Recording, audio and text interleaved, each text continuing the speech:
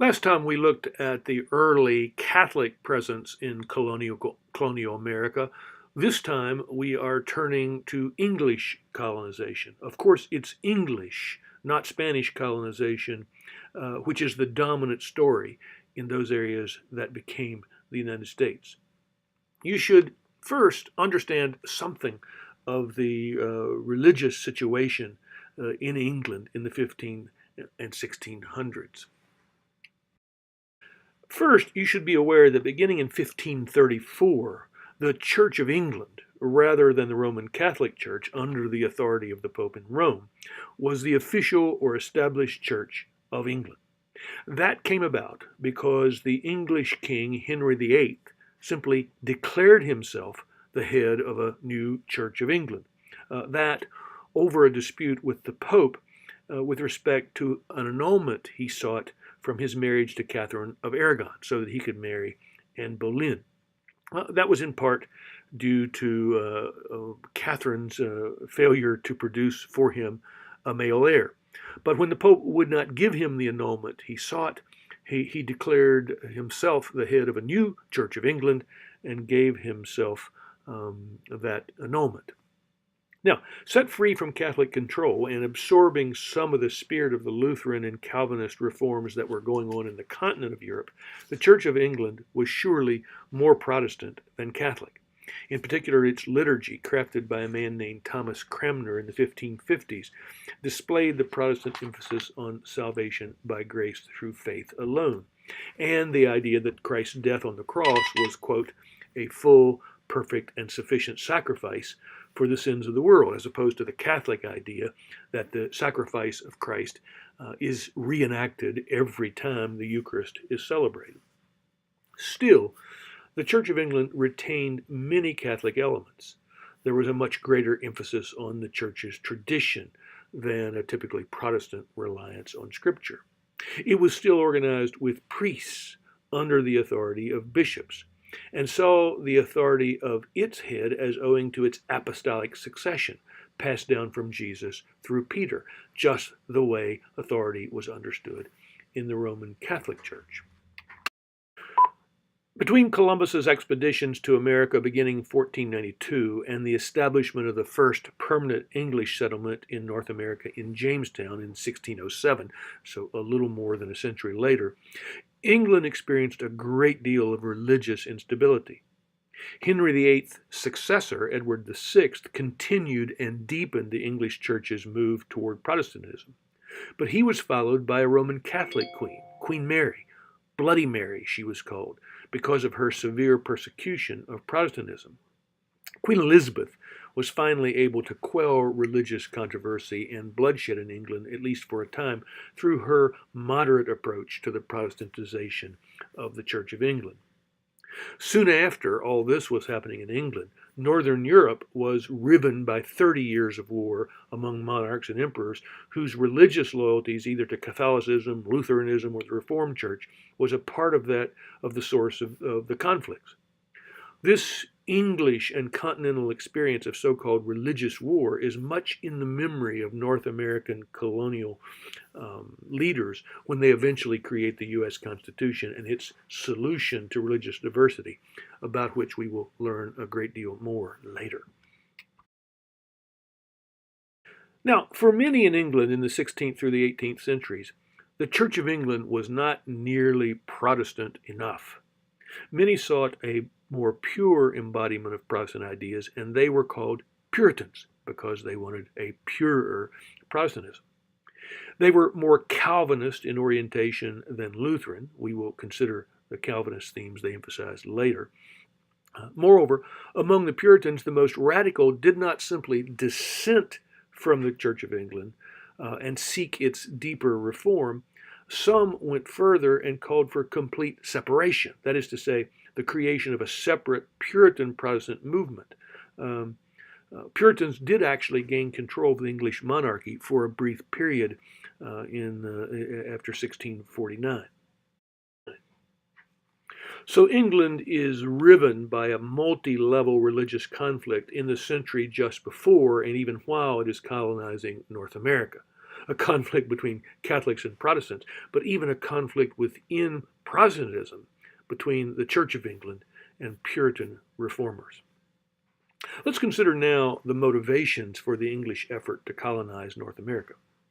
First, of course, is their rivalry with other European countries that are aggressively exploring and colonizing in the Americas and elsewhere, particularly Spain, Portugal, and France. Now, there's a religious dimension to this rivalry, as each of those countries is Roman Catholic, and the English see their imperial colonizing effort as both advancing English national interests, but also as serving the Protestant cause in its rivalry with Catholicism. I've only recently become aware of the influence of a man named Richard Hakluyt and his colleague Samuel Porteous in all this.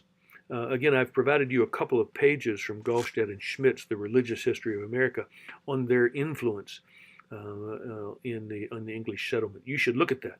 But let me mention quickly two critical points. They advocated settlements rather than mere trading posts and forts, which was, for the most part, the strategy of the French and Spanish.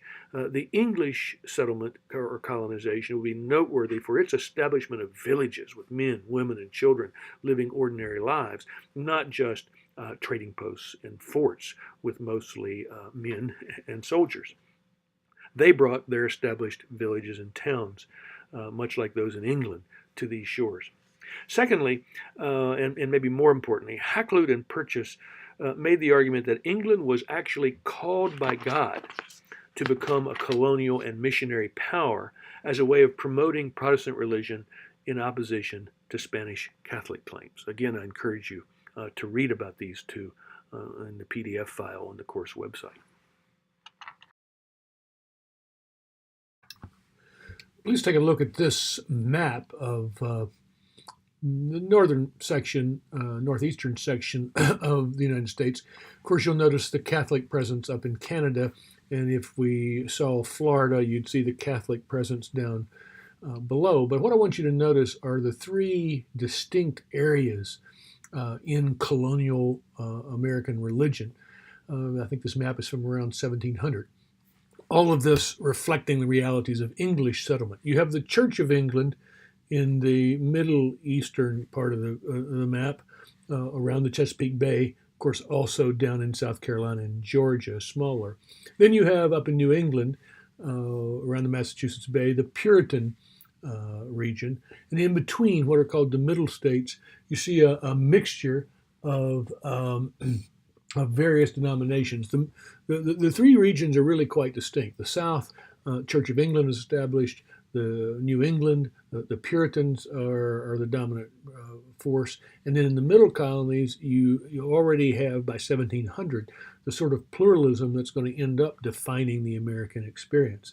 That in part because there were Dutch Reformed people already in New York before the English even got there, but also because Pennsylvania, for example, invited a variety of groups to come there. So in the middle colonies, you've got Reformed, you've got Quakers, you've got Baptists, you've got Presbyterians,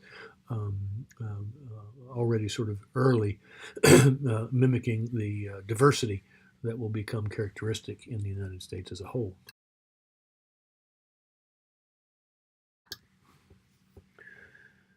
The first permanent English settlement in North America was, of course, in Jamestown in Virginia.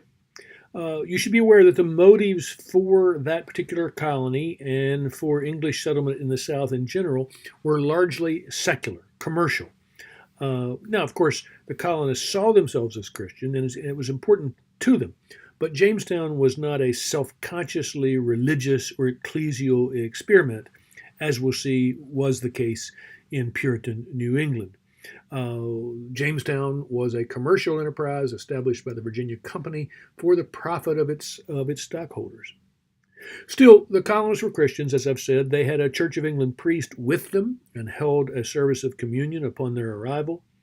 The governor who arrived in 1610 organized worship services for the threatened colony. Its earliest legal code made attendance at Sunday services compulsory. It prohibited Sabbath violations, it prohibited adultery and excessive dress, and there was some concern among those first colonists in Virginia for evangelizing the indigenous population.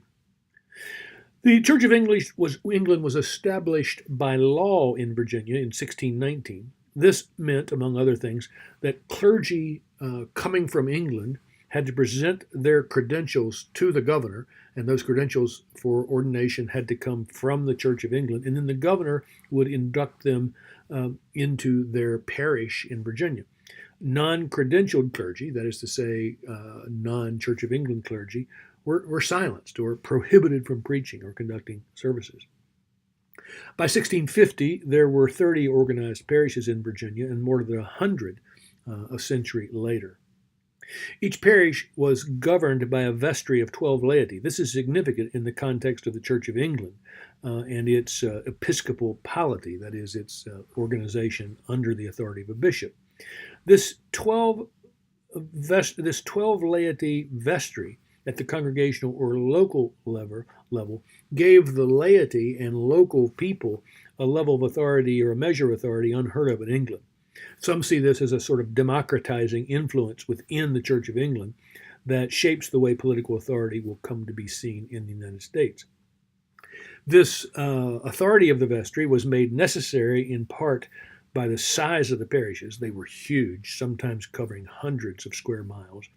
The priests that came from England were generally of poor quality, and there was no bishop. Virginia was under the authority of the Bishop of London, who obviously did not know much about his parishes. So with this absence of authority from traditional authority from the Church of England, local vestry often exercised discipline and settled legal disputes within the parishes in the colony of Virginia and elsewhere in the South. Later, the Church of England was established in the Carolinas, Georgia, and Maryland after 1691, and even parts of New York. Throughout the South, historians agree that the Church of England was weak. The parishes were too large for a priest to be able to meet the needs of his parishioners and to exercise spiritual discipline. The priests who were sent to America, as I've said, were of low quality. Being appointed by a bishop to the parish across the Atlantic was hardly what most priests sought, or where the Bishop of London would have been likely to send his most effective priests. The Church of England suffered because of the absence of episcopal authority in the colonies, but you should know that those colonial vestries had no desire for there to be a bishop. They preferred their own authority and were suspicious of parliamentary control from England through the bishops over affairs in Virginia. So generally, the Church of England, though it's established in the South, is thought to be weak in terms of its actually extending spiritual influence and moral influence over the lives of the people who live there. Next time, we'll look at the Puritan situation in New England.